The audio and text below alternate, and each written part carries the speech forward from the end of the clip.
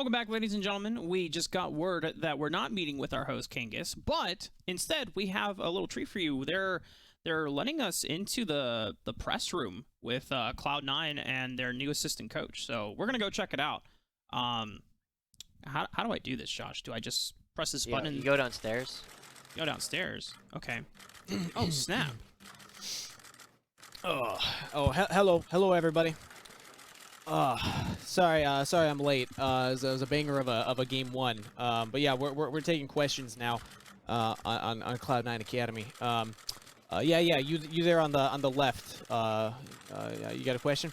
Yeah, I do have a question for you, Assistant Coach Gus. What happened between yesterday and today that allowed you to whip these whippersnappers into shape?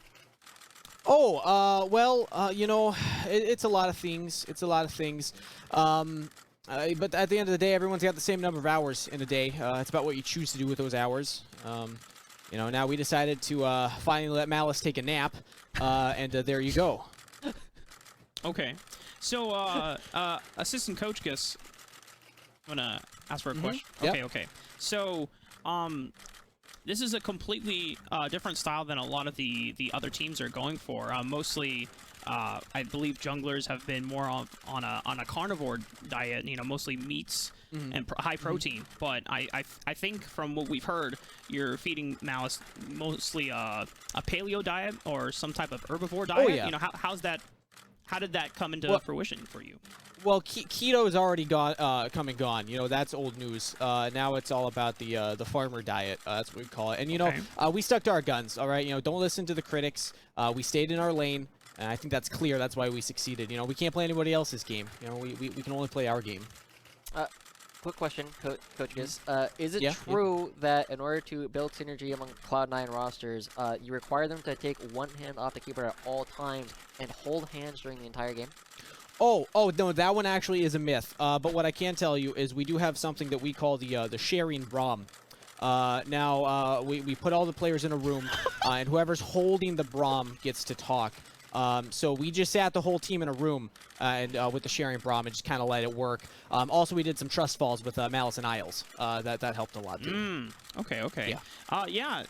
Actually, I wanted to know what was kind of your perspective on why the first series didn't go as well as you guys planned.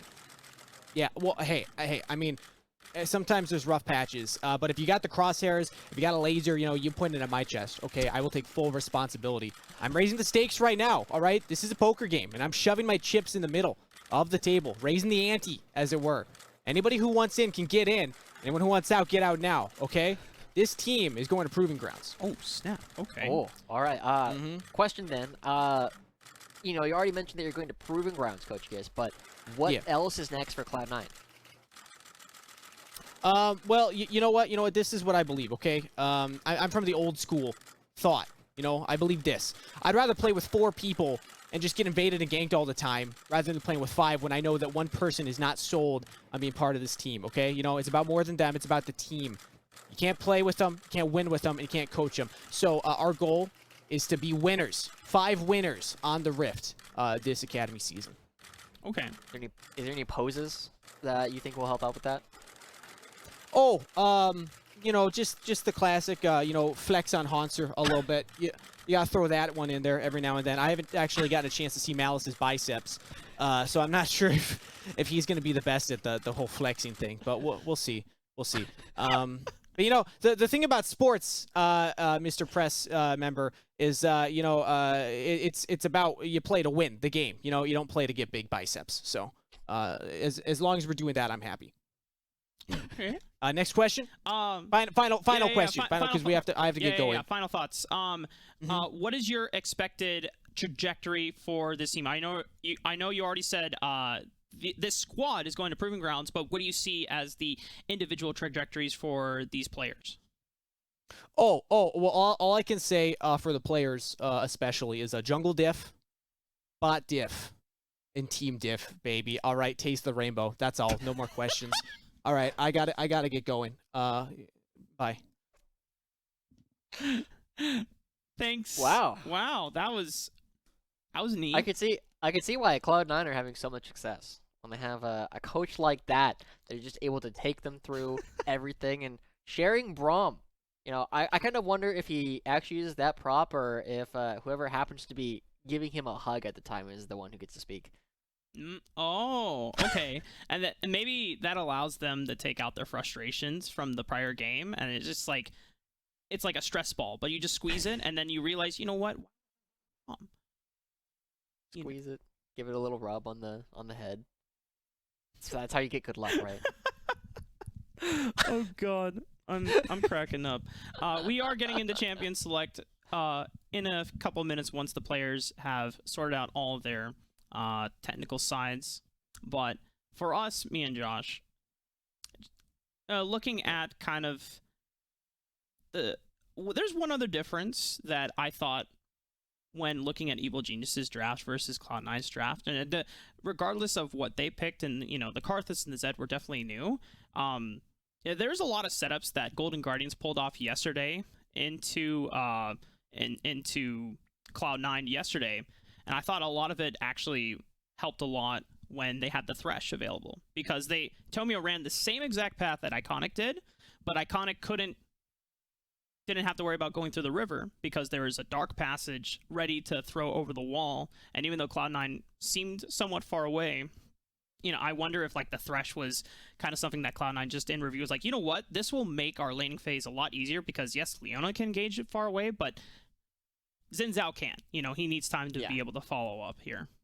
And I will say again that Evil Geniuses, the way that they played looked very standard across the board. There's nothing really surprising about what it is they were doing. And it's just a way that Cloud9 is looking to prey on. Yeah. Oh, hold up.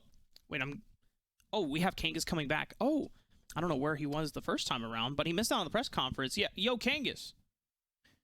Oh, hello guys. What's up?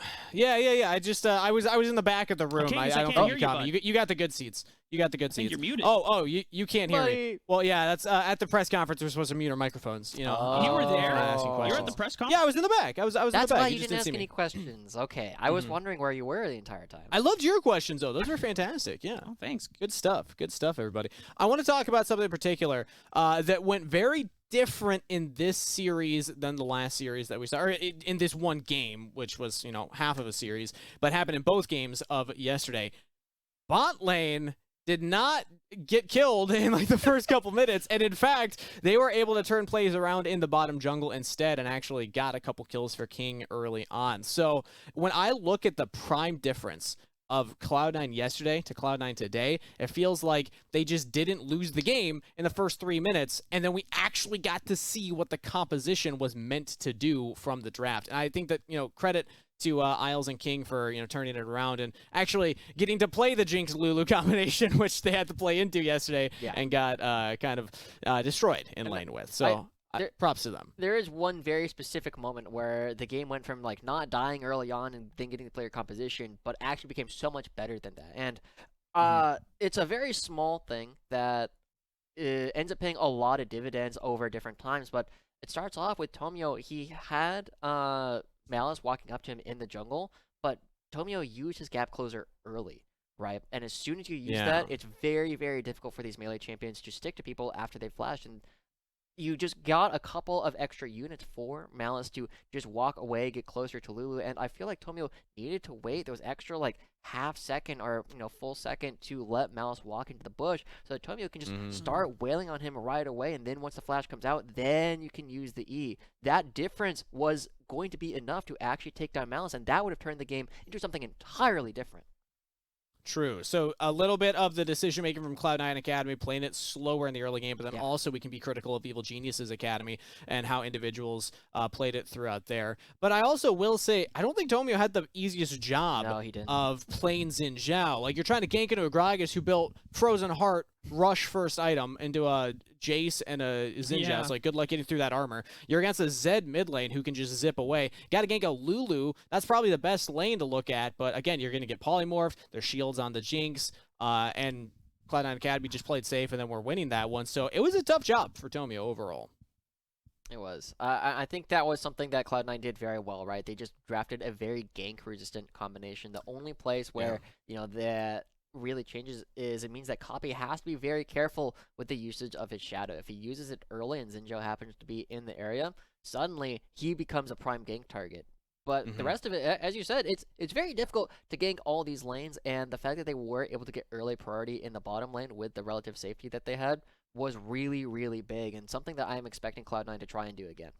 So then I'm going to bring the next question to Rafa as our resident jungler here. If you're Tomio, what do you do in those kind of situations? Do you need to invade the Karthus and try and, get your solo laners to get some prio for you to do so? Or what avenues do you have? You got to do something. You got to get in and be a real nuisance, just like my left eye is being right now. So I apologize if I keep, if I keep rubbing it.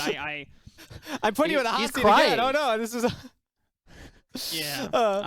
All right. While you figure that out, Rafa, I can carry for a little bit right here. So everybody watching, we do have the second game of this best of 2 series. I know that we have a lot of people probably tuning in right now who don't traditionally follow Academy. They're all best of 2s, which is pretty fun because that means that we actually know how many games we have ahead of time. We can prep some of this content bits around that. But we are getting ready for pick and ban for this next game. So let's see if Twitch chat has an idea of what the answer from Evil Geniuses Academy are, because I'm feeling like we're skewing to Cloud9's favor right now in the Twitch chat department, based on what I've seen so far. But yeah, hopefully we can maybe get some more thoughts from Assistant Coach Gist later on, so we can actually get into the minds of Cloud9 Academy. Right, Joshi? There we go. I can't wait to see Assistant Coach Gist. I mean, his ability to play and work with every single team is incredibly impressive to me. He's able to move from different teams and level them up all the time. So he's a gem. Doing, he's a gem in the scene. A lot of work. I think, yeah. Essentially, is what we're getting at there. But a reminder, as we are still waiting to get into pick and ban for this next game, if you're watching right now and you haven't yet, and you're interested in it, open qualifiers for Proving Grounds, open circuit number 2 are open right now, so make sure to go check out the Twitter Unified account page so that you can actually get information of how to sign up for that one. Because, Josh, we've had a lot of players in the Academy actually rise through the ranks even from Proving Grounds, but yeah, we don't actually have to get into that right now because I'm hearing that we're ready for pick and ban for game number 2. So I'm going to pass it back to my lovely casters to take us away for the end of the series. Let's go. We got to see Game 2 unfold. Shoutouts to Kangas as well. And my eye is no longer in excruciating amount of pain, so I can actually focus. You can see. Yeah, I can see. And you can fight. I don't know if you guys can see Champion Select quite yet, but we're seeing it unfold a little bit. And already Evil Geniuses, they've taken blue side, and they have said no more Karthus. We will not be hearing the songs and sermons of your preach either. Tryndamere also biting the bans as well earlier on this time around for Evil Geniuses. Yeah, Tryndamere is something that we know. Like, Darshan was one of the few people who was playing this champion even before it became popular, right? It was specifically a gangplank counter pick for the long time for this guy, but gotta make sure you don't have that available. And so this is going to change Cloud9's style at least a little bit, right? The Karthus is one of the best farming junglers in the entire game. His ability to just play and basically just go super selfishly, and this entirely vegan diet that we were talking about previously allows him to just scale into the game in ways that no other champion can really match from the jungle position. So Cloud9 probably going back to like the Udyr or Hecarim a little bit that we were seeing Malice play yesterday. And Cloud9 have one more ban to shape up. They took away the Jinx as well because they didn't want Evil Geniuses to have first pick priority on that marksman for Cowrie. This would leave it so that there's only Aphelios in terms of the 2 high-profile lethal tempo marksmen, and Twisted Fate will not be seeing play in this last game as well. A little bit surprising to me. I know Copy is a big fan of playing this champion, but so is Soligo. And now, as we're still on 12-2, champion is still playable. Guys, I'm sorry. I'm a big Twisted Fate lover. On 12-3, the champion is going to be gone from competitive. Absolutely gone. Just absolutely destroyed. Took him out back, and you know, he's going to play on a farm for a little while. But Karma going to be the answer. And Mark, they gave over Corki. Holy crap! This is, well, Poke City is upon us here with this Corki and the package. You know, still very much powerful despite the package nerfs coming in on the next patch as well. Aphelios locked in for King. Karma. How does Evil Geniuses pair this up now? since there's no Jinx to be able to match up with, the Jhin will be the answer for Cowrie, trying to answer from long range. Okay. There's nothing that answers Corki from long range. There's not a champion that does it. We've seen so many different attempts.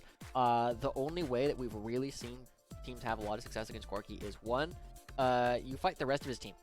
Or two, you get so far ahead early on because he does peanuts for damage that it doesn't really matter that he's going to be scaling in an insane way. He's just not going to get there in time. So Cloud9, now that we're seeing the Syndra coming out for Saligo, something that he has played a fair amount, and the Evelynn coming through. Okay, Cloud9 have picked the most dog level 1 through 5 you could possibly imagine. The only thing that makes it worse is if they decide to draft Darshan Kale, right? And then they just literally have the top side of the map that does nothing until level 6.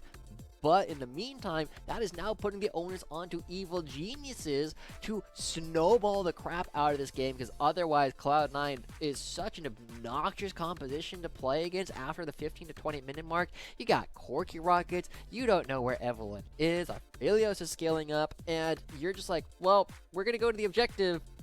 Hopefully that's enough. Hopefully we're strong enough to deal with all the crazy poking and prodding that Cloud9 are going to be doing. And one of the great blind picks for Darshan was that Gragas. It definitely would have been, anytime we're looking at something like a Jhin as the primary damage for physical, you throw a tank in front of him, and what is that Jhin supposed to do? And nothing. No, absolutely nothing. So I imagine that for Cloud9, they might be picking some type of champion that will either allow them to build a lot of armor, a lot of tank items, or, just actually an actual tank like Ornn, right? And the other thing that Cloud9 that I like that they're doing is they're taking away aggressive playmakers for Tomio. No Jarvan, no Xin Zhao, because Evelynn does need some time before she comes online, much like Karthus.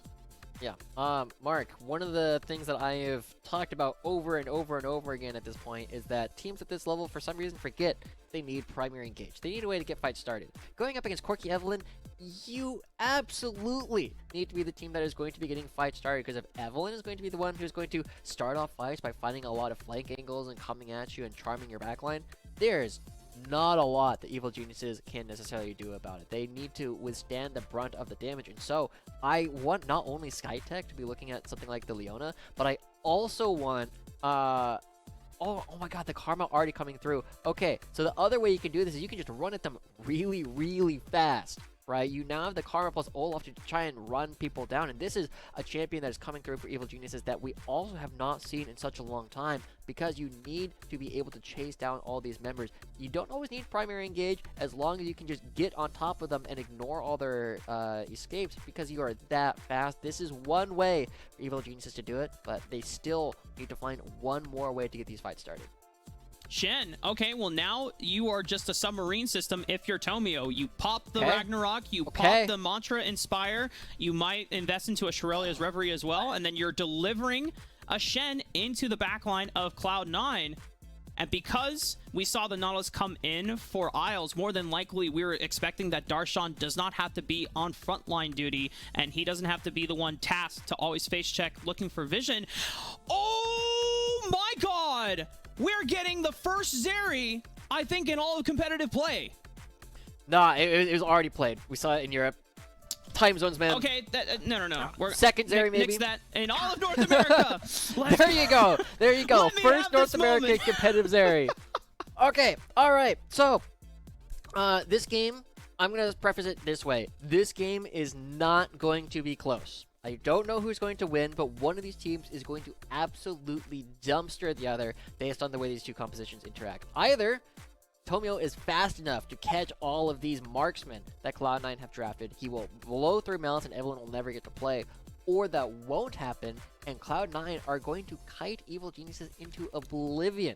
There is no champion that kites better than Zeri in the game because of the way that her Q works. You have like a 400 range going forward, but you have like 1,000 range walking backward on this champion. And going up against an Olaf who just runs at you straight, Zeri is going to take over the game if they aren't put in the dirt. Yeah, there's no reliable lockdown for the side of Evil Geniuses. There's no point-and-click ability outside of Skytech walking up with the tether, right? But you need to be an extremely vulnerable position to make that play. You're not a tanky champion like the Nautilus who can just point and click with the depth charge.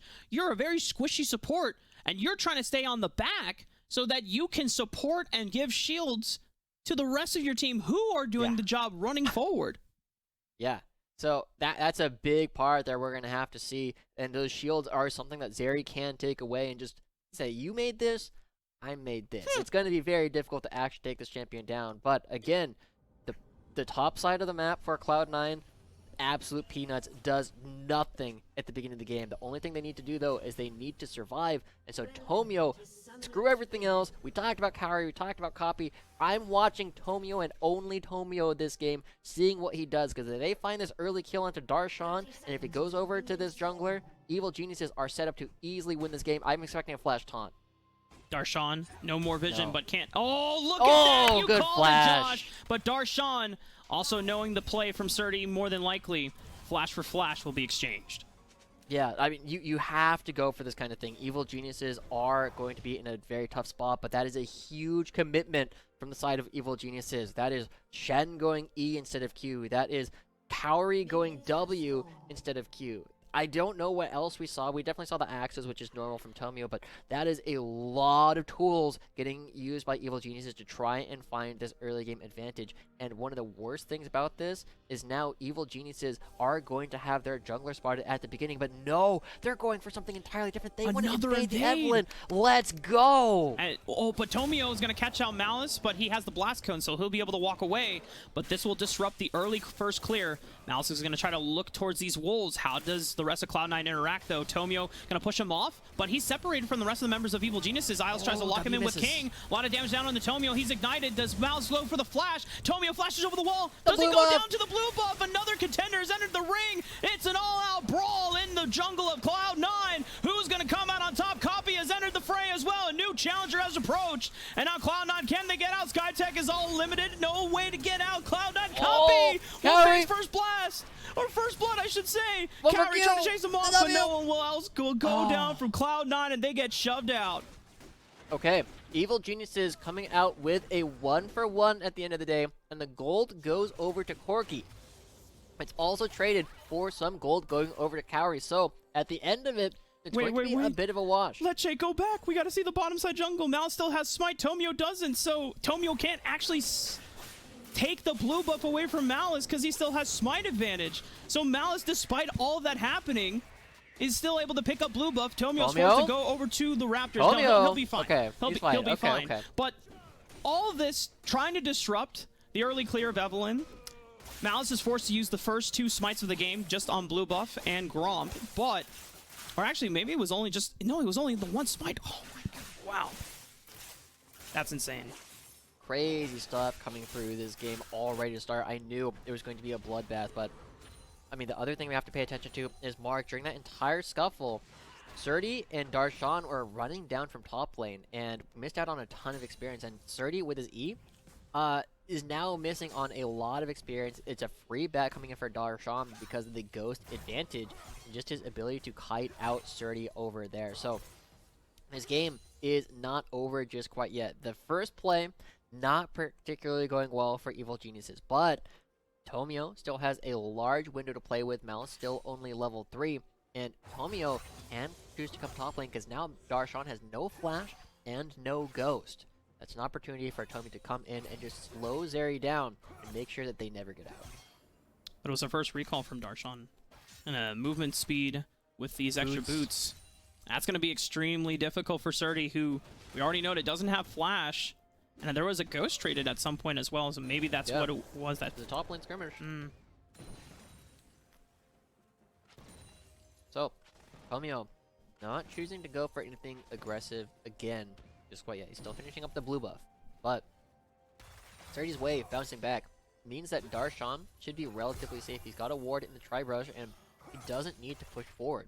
Darshan, again, very happy to go for all these kiting situations, and I worry that Evil Genius's window, I mean, it's only 4 minutes into the game, but the window is starting to close.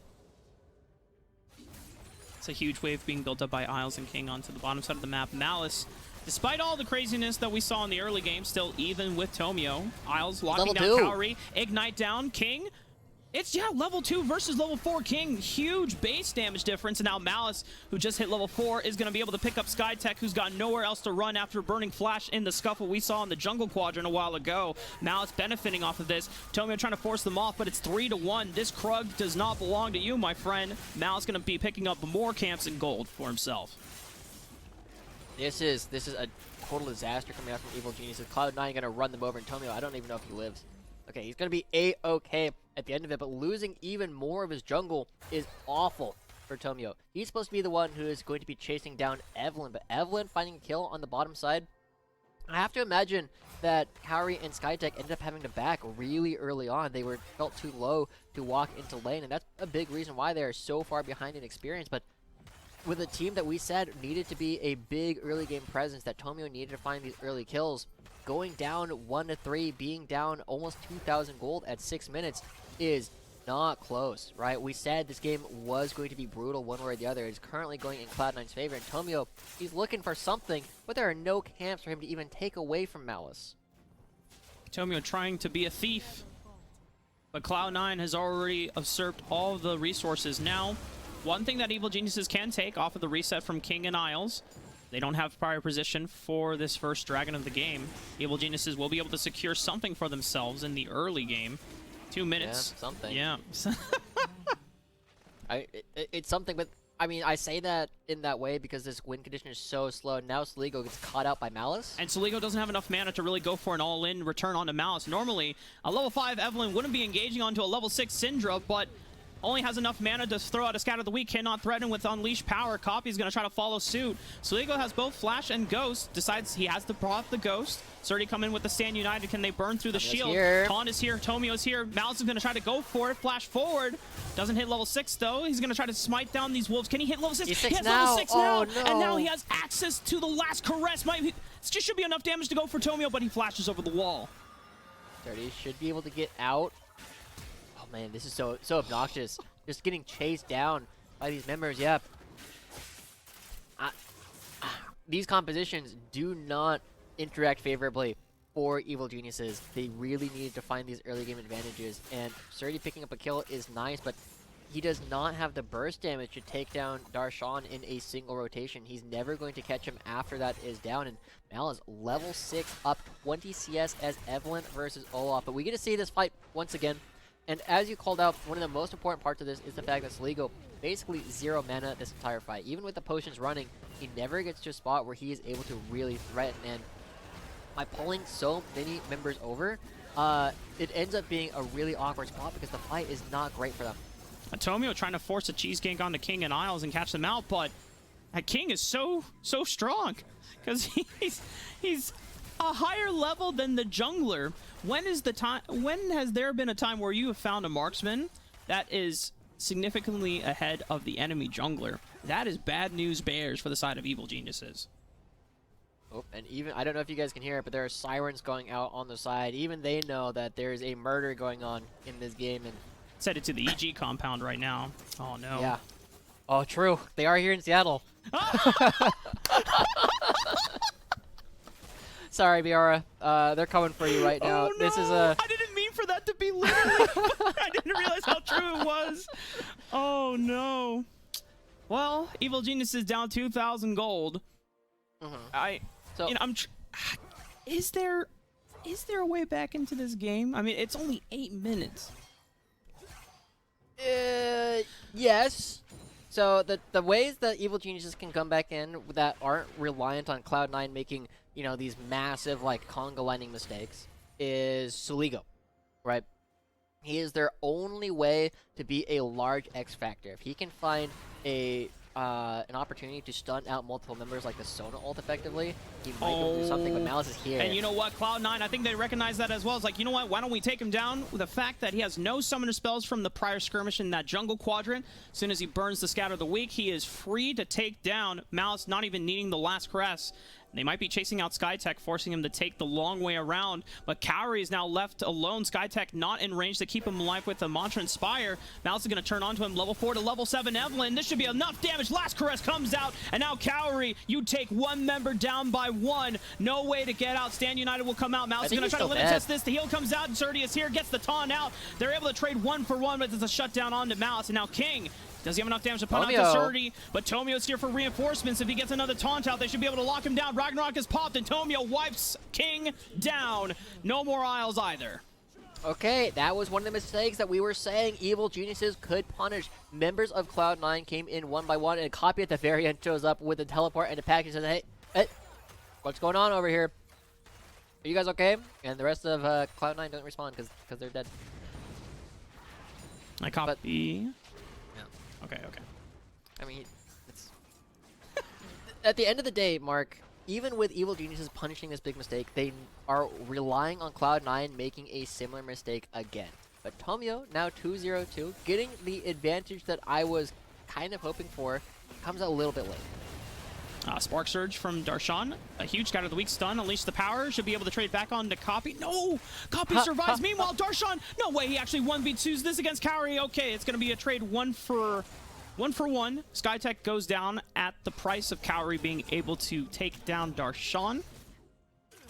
This is such a bloody game. It is. 15 kills, 11 minutes in. Another dragon spawning here very soon. Cloud9 in firm control of basically everywhere on the map. It's not often that Corki is going to be stronger than a Syndra at this point in the game, but I feel like we are at that point where Copy is able to push around Soligo pretty effectively. And Malice, at this point, I mean, he's level 8. You never know where this guy is. He can be anywhere on the map because there's not enough gold for evil geniuses to buy the control wards in order to maintain an understanding of where Evelyn is. Malice sweeps us out, and that's going to be a dragon going over. The win condition is just so slow coming through for evil geniuses to go for a dragon stacking, and it would just give too much time over to the members of Cloud9. And look at this. Tomio trying to clear out some camps on the top side, give Cloud9 a perfect opportunity to come down. I don't think they see Malice. SkyTech trying to face check him, and now he'll be spotted by the control ward, and that immediately calls for SkyTech and Cowrie to keep their distance here. They don't want to mess with an Evelyn who is level 8. Very, very far ahead. Darshan, level 9 as well, into the top side of the map, who we saw in that replay, beautifully being able to exchange 1 for 1. So far, Cloud9 are just accelerating the game at the pace that they want to. Evil geniuses have been able to find some responses, but so far it just hasn't been enough. They need... Look at this. Oh, man. And Soligo. Okay, Scout of the Week comes out, flashing forward. Surdy with the Stand United. Malice is going to have to use the last caress to get over the wall. Copy flashing forward, trying to protect this jungler. Malice will survive on the other side of the fight. Soligo was not able to join since Surdy went so far forward. The saddest part of that whole thing, Mark, you could tell Soligo thought that might be the case. He thought Malice might be there, and he was right. And it still wasn't enough because of how far behind they are. Surdy, I mean, going over the wall, he did a good job threatening Malice. That's what you're supposed to do. You got to chase the Evelyn down after they've used their burst combo. Unfortunately, now they're trying to find King. Oh, nice Gale Force from King, but it will be enough. No flash available. Slow. Ragnarok pops from Tomio, just gets to run him down. Okay. Curtain call, the last bullet finds its mark. Isles throws out Death Charge, and Tomio trying to flash away from the impending knockup. Malice was there to follow up, but no last crest available. And maybe Tomio was a little more scared than necessarily had to be. Trying to pick up this minion wave, though. Deadly Flourish will find its mark. Cowrie going in for some damage. Isles locking up SkyTech. Tries to get him under the tower. Not going to be enough damage to take him down. A Rift Herald will be used.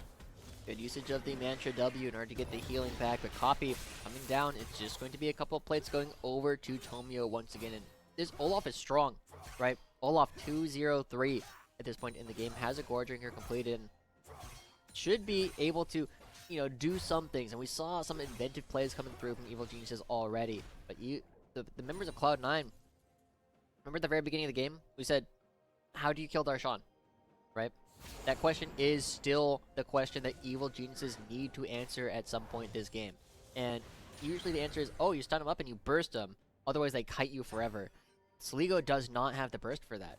Cowrie might have the burst for that for now, but when things like the Titanic Hydra and the Black Cleaver come through, and Darshan's going to have a ton of just HP to play with, that becomes less and less true over time.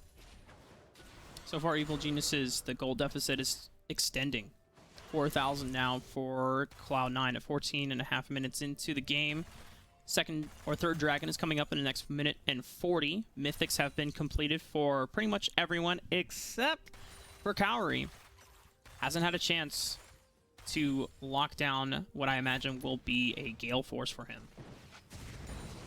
Yeah. I think they need it, right? You kind of have to have that burst damage that comes with it.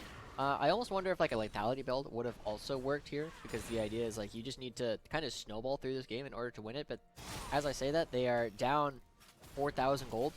Cowrie is down 30 CS despite the 3 kills that he has, and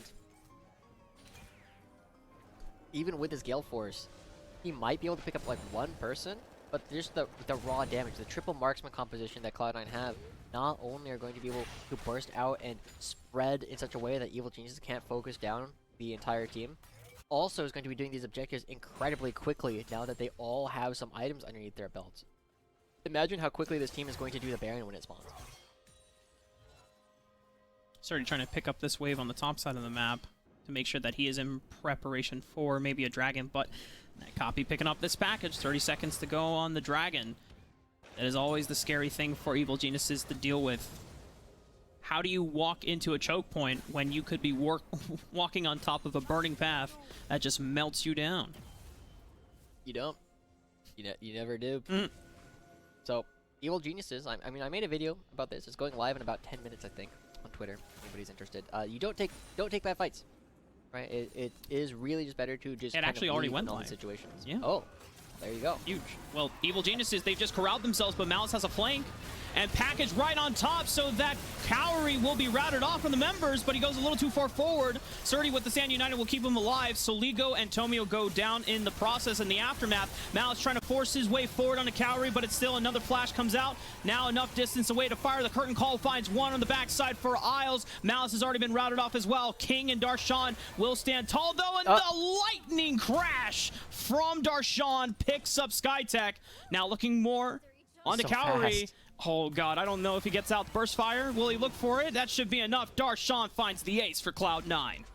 Man, I mean, that's just crazy, right? The fight wasn't even that great coming out from the members of Cloud9, but they are so strong. Their composition works so well against what Evil Geniuses have drafted that it doesn't matter. And now Cloud9 back on the field. Look at these 3 marksmen. They're going to burn this down. And, you know, it's not as fast just quite yet, but I promise it gets faster. They will continue to take all these objectives, and 2 dragons and a 5,000-6,000 gold lead currently in favor of Cloud9. They've identified their problems, and my God, Mark, if they solved them. And take a look into this replay once again. You know, it seemed a little disastrous for Copy to dive in head first, but that package was so great at separating the members of Evil Geniuses initially. And Surdy, I mean, this is the one thing about this composition of having 3 marksmen, is if you are standing in the Spirit's Refuge, you can't do damage to Shen, right? And he blocks all the auto attacks. The problem is, once that Spirit's Refuge is gone, it only lasts a couple of seconds, and then you just get bursted down by all the raw DPS. As the replay finishes, we do know that Evil Geniuses is able to pick up the Rift Herald. They've done a good job at securing that objective, but Cloud9 doesn't seem to care. All of their towers are very, very healthy at this point. It will be difficult for the members of Evil Geniuses to actually crash this Rift Herald in such a way that takes a turn. Without plates, damage on structures is nice, but you need to be able to actually take them down 100-0. Now they're looking for Copy. Oh, Copy. No flash. Well, oh, they got him! Has flash available, but the Scatter the Weak Stun lands. Flashing over the wall now, but the Ragnarok alongside the Undertow for the slows gives Tomio enough movement speed to be able to keep up with Copy. Locks him down. But a trade from Cloud9 will be that outer tier 1. I'll give up Copy for a turret every day. Sorry, man. We've been talking him up, but picking up that mid lane turret is worth so much. And Darshan, I mean, he's got the Trinity Force available now, and as members of Evil Genius come down, the Flash Taunt. Surdy with a Flash Taunt, as you already called it out. Curtain Call should be able to find his mark, as Surdy is just blocking him down and holding him down. No way for Darshan to escape. That's how you deal with the Zeri, right? You crowd control them and then you burst them. So great combination coming out from Surdy and Cowrie to take down Darshan. But now he's got the Black Cleaver. He's got a lot more.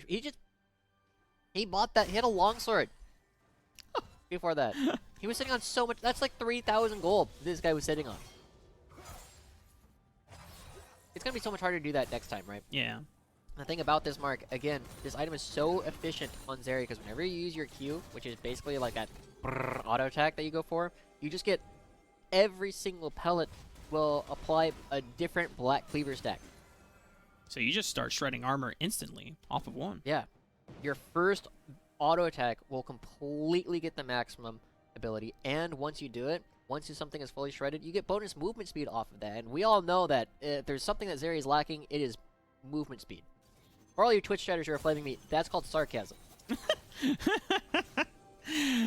Oh. If you haven't seen, I think it was Yon that had the Yon. Zeri clip that hit like 1 million views on Twitter. Yeah, we'll see the zooms coming out soon from Darshan, because both the movement speed that you get from at least the Triforce passive, since Black Cleaver and Triforce movement speed passives don't stack, as far as I know, which is why... I'd have to double check. Yeah. That's usually why I don't like these items stacked to get with each other, but the Armor Shred passive is enough, or works so well with Zeri that, you know, it's okay. What do you do? Well, the answer is you get top lane, apparently. Okay, so Evil Geniuses, they're still going for plays, and lots of respect for that. And Copy, gonna try and wave clear this out, but with King in the mid lane, not the easiest thing, but Evil Genius is going to be giving him a lot more space until he gets caught. Oh, Tomio, you can't fight two on one. He thought he was alone. Ooh. Gonna force Surdy to use a Stand United, and that means Darshan That's has bot lane. free reign onto the bot turret. I'm not sure where Surdy was at the beginning of that play and where he teleported out from, but the result is the same. Malice? Oh, curtain call. King, time to block for the jungler. Get down, Mr. President. President's first. Whoa. Skytech almost biting the dust there. Isles had the same play that we all thought of, but instant flash for flash from both of the supports. Skytech will survive. There you go, and 40 seconds left before this upcoming dragon, and a lot of key abilities have been expended by the members of Evil Geniuses. The only people with flash are the carries, so Sligo and Carry, a little bit safer from Malice's Evelyn. But everybody else, easy targets. They're going to really struggle to keep up with Zeri. They're going to really struggle to do the damage necessary to King, because you can kill one, but it's very difficult to get the rest of them, and so many threats on the side of Cloud9 just mean that taking down one, oftentimes not going to be enough. So Evil Geniuses, this might be a bit of a last hurrah. We'll see if they can find their way in, or if Malice is going to assassinate somebody beforehand. Package available on Copy as well. Dragon is spawning. Cloud9 have the terrain advantage at the moment. Soligo fishing for Scout of the Weak Sun, won't find it. Malice in a 1v2 goes for an assassination play onto Kauri and Skytech, but he used the last caress, and now there's no way that he can get to the other members of Cloud9. I'm not sure if there's supposed to be a package that was supposed to follow up, but they definitely weren't on the same page if that was the case. No jungler available for Cloud9. The idea is respectable though, right? He was so close to getting multiple people, and now Copy, King, Isles, Darshan, and with these three marksmen, they still do it incredibly quickly, but Tomio coming around the side. They just burned down package, so there's no package to separate the rest of most members here. Lightning Crash comes out. Tomio almost down. Maybe Darshan will be enough to keep him alive, or keep them away from being able to threaten the dragon. Tomio is sub 500 HP on this. Soligo! And Soligo with the Scout of the Weak stun finds multiple members of the backline, but Skytech is still the first person that will fall. Evil Geniuses and Kauri are on the forefront. Rest of Cloud9 keeping their distance, but they're still facing the terror of the poke from Copy's Corki. They've secured the dragon for themselves, but Surdy will be the sacrificial lamb for it. That's what I was looking for, the big play. Copy. Flash forward. Okay, it's trade 1-for-1. Okay, sure. That's fine, but... Oh, the jungler's dead! That's why! They have multiple marksmen! Oh my god! Copy's sacrificing himself to make sure that there is no smite available for Evil Geniuses, even if they come and try and counterattack on this Baron. It should be an easy smite secure for the side of Cloud9, and Evil Geniuses, even the members that are alive, can't even come to the Baron fast enough. Crazy stuff, and again, we are seeing the way that Cloud9 compositions are coming together, the way that they are playing is specifically designed to exploit standard compositions coming out from other teams. And Evil Geniuses, we can see that on full display here, right? It starts off, Malice trying to find an assassination onto Carry and Skytech, and it's really, really close, but it's almost impossible to keep up to a Jin with both the Gale Force and the Flash available. And then after that, even in this 4v5 situation with low health bars, Evil Geniuses almost have the one moment I was looking for, and that was going to be Soligo going for a big stun on multiple members. And with how close he was able to get with all the members stunned up, the other problem that I was saying was there's not a lot of follow-up to it, unfortunately. Surdy so far away, Tomio almost dead by the time Soligo goes for his play. And look, he catches 2 members, almost getting both of them down, but neither of them actually die. And Cloud9 after that, with the amount of range that they have, the amount of tools that they have to disengage, kite expertly, create beautiful concaves, and the only thing that they're missing is somebody to stand in front because Isles doesn't have enough HP left. The Dragon, despite everything, will go over to Evil Geniuses, but it's not enough of an advantage to stop Cloud9 from being able to shove Baron and Power Dominions into their towers. Darshan on the top side of the map as Soligo was picking up the bottom wave. Is there ever a world where Darshan is able to hit the turret outside of the turret range, or? No. Okay, no, okay. no. I haven't seen enough Zeri to know that answer, so. Yeah, that would be a bit much. Maybe with rapid fire cannon, but you know that's like one auto, right? Okay. Oh, Alice. Whoa, that just got sniped down. Okay, Evil Geniuses have a huge numbers advantage now. King and Copy are separated from their front line, and Isles. Nice stun from Soligo. They've caught out King as well. Copy on the run. No members from the side of Cloud9 to protect him. The best that they can do is Darshan already taking the turret on the other side of the map and trying to get as much pressure through the cross. Okay, Evil Genius is punishing some missteps coming out from Cloud9. Evil Geniuses, again, I love the fact that despite the fact that this game feels a little bit doomed, they're willing to continue going for plays. They're not just rolling over and letting Cloud9 walk away with the victory, but 2 turrets going down means that the gold lead doesn't necessarily shrink a whole lot in favor of Evil Geniuses. But the crucial thing, Mark, even as Cloud9 pick up turrets, we already knew they were favored to win. Evil Geniuses, they just realistically need to take like 1 more turret. If they can pick up a inhib turret, or excuse me, an inner turret, that means that they can have a miracle team fight later on in the game, and they will have enough damage left over to win the game afterwards. So every single time they do this, even though it's not necessarily improving their chances of winning a team fight, like this. Oh, well, Malice now knows that Soligo has no tools available, but Malice, does he want to use Flash for it? And he's just going to pop back into stealth. There's no members available, and there's no Stand United available from Surdy. Last Caress will be used as a movement speed. Flash burned as well. Teleport coming in. Deadly Flourish does not root. Surdy looking for this taunt. Not going to have enough movement speed quite yet. Does Malice get out? Isles is almost there en route. Can he lock him down and save the jungler from being able to get killed by Surdy? Surdy looking for one more time. There's not going to be enough damage. Cowrie going for it with the Gale Force. But now they've overextended, and Darshan is now going to have a field day in the backline. Surdy! Oh my god, Darshan flash over the taunt! You're an absolute madman, Darshan! So and now he's going to clean up house on Evil Geniuses. The Mad Lad zooming around on the lightning dude. Zeri! Oh my god, that was so sick!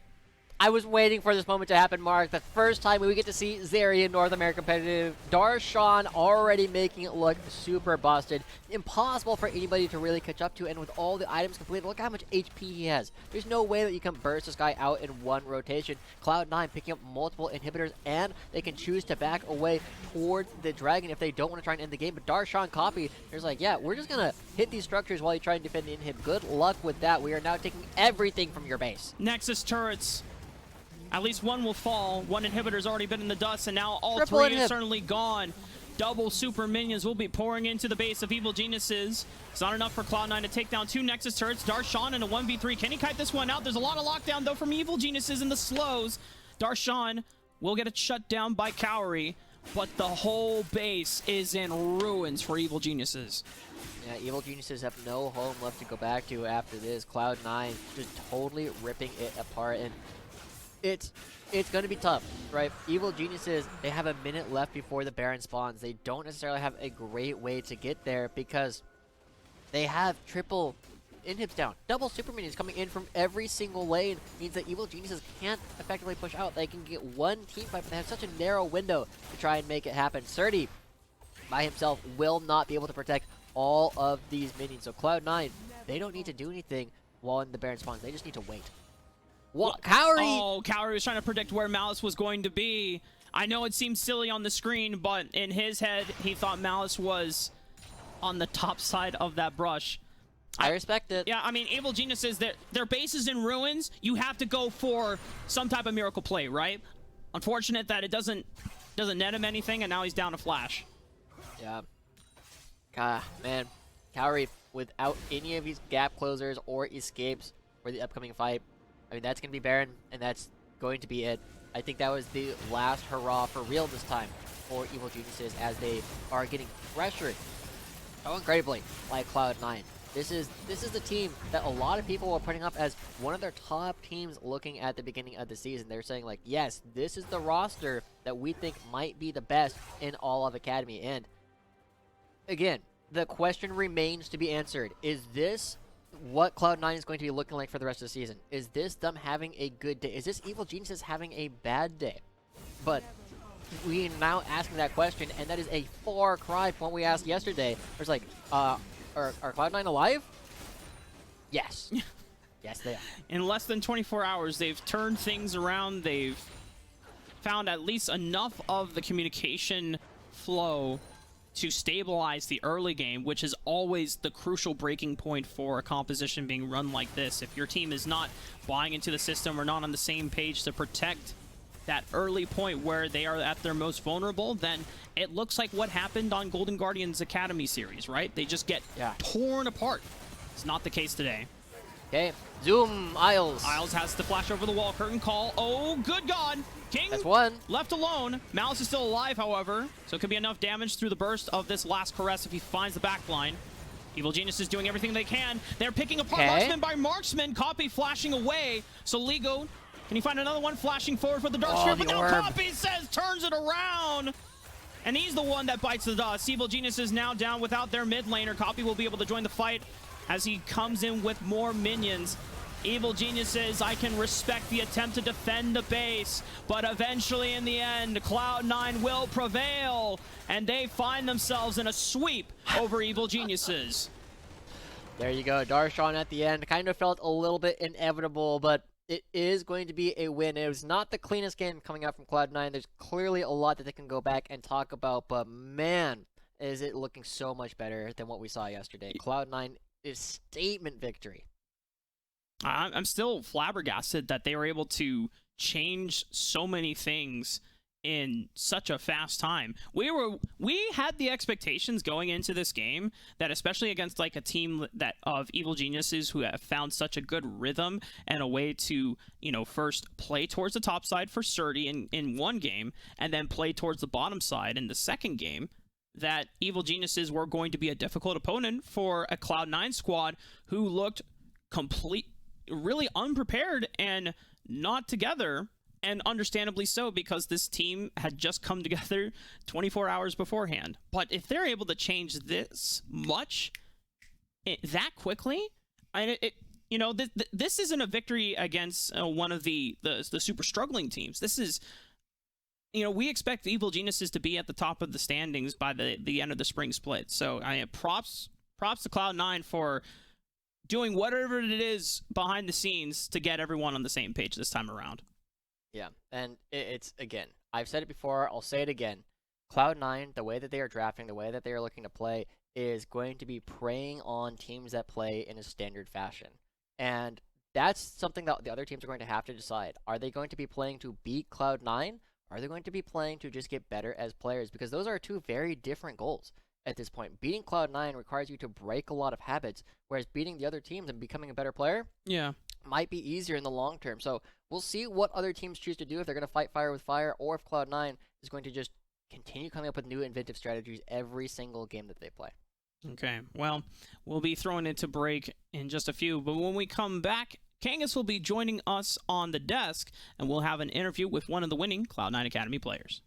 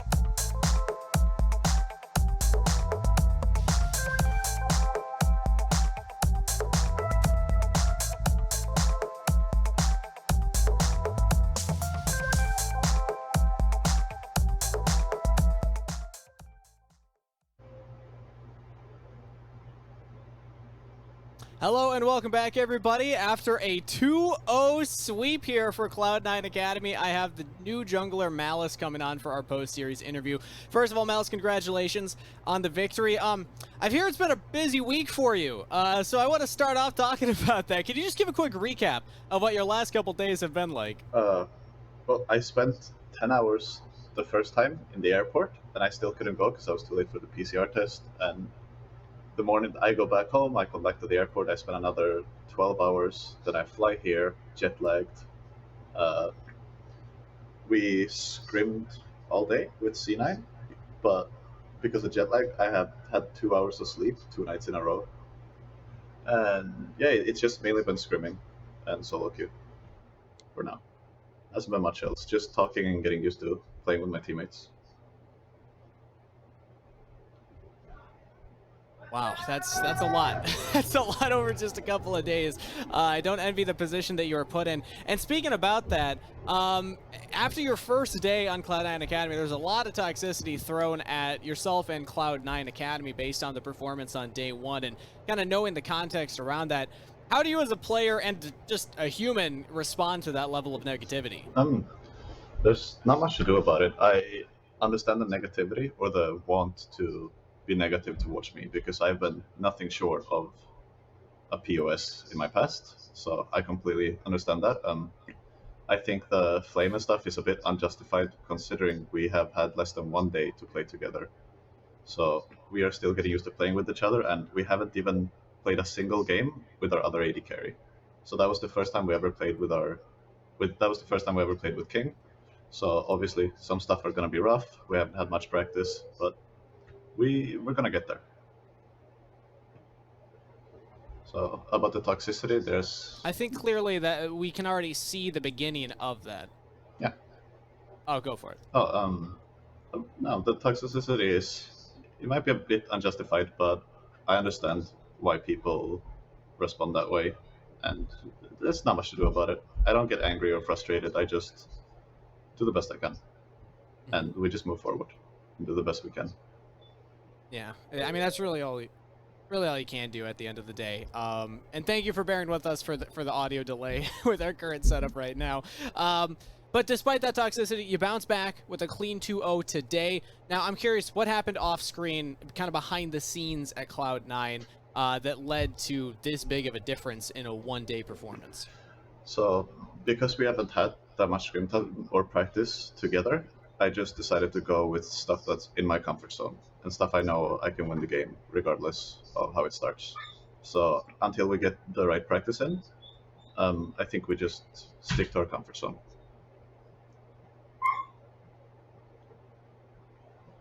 I mean, that's comfort of Hecarim, Udyr, Karthus, Evelynn. Those are very different jungglers than the rest of the league is playing right now. So what can NA junglers be looking forward to learning from you as they're playing against you? The reason I like Udyr and Hecarim is because of the tempo they provide, and for certain junglers can't keep up with them, so they have to sacrifice stuff that I can get in order to get a coin flip in. So they have to sacrifice stuff and rely on human error to even keep up with me, and if that doesn't happen, I will get ahead, and then I can carry from there. So the full clear memes and stuff like this is okay. I so like odd it. because once the game hits 6 minutes or so, they just can't keep up, and I will have more lane presence than them as well. Yeah, it's definitely a style that we can see between both series, but obviously with very different results both series. But it's cool that we found success today with the way that the early game played out with the whole team coming together. Now, there's a lot of eyes on you, obviously coming in, a hyped-up player now in the Academy scene. What's your personal goal for your first split here in North America? I mean, our main purpose is the idea we have with the sister teams is that we can have certain practice that other teams can't with the main team, and we want to get the main team as good as possible. Whereas, I guess I don't have much goals for Academy. I just want to be the best player I can, and I want my team to be the best players they can. I just want to get as good as possible. That's the only way I look at it. Winning, losing, it's kind of whatever, but if we get as good as possible, then winning will just come as a side effect. That's a good way to approach it. You know, always have that growth mentality there. Now, Malice, I do want to give you the opportunity because I believe that you are as well a member of the church. So to close out the interview, could you lead us in a prayer for all members of the church watching from home? Okay. The Father, the Son, and the Holy Spirit, bless Carthus, our Lord and Savior. Amen, Malice. Thank you so much. Appreciate it. And best of luck going into the Super Week next week. Thank you very much. Have a good day.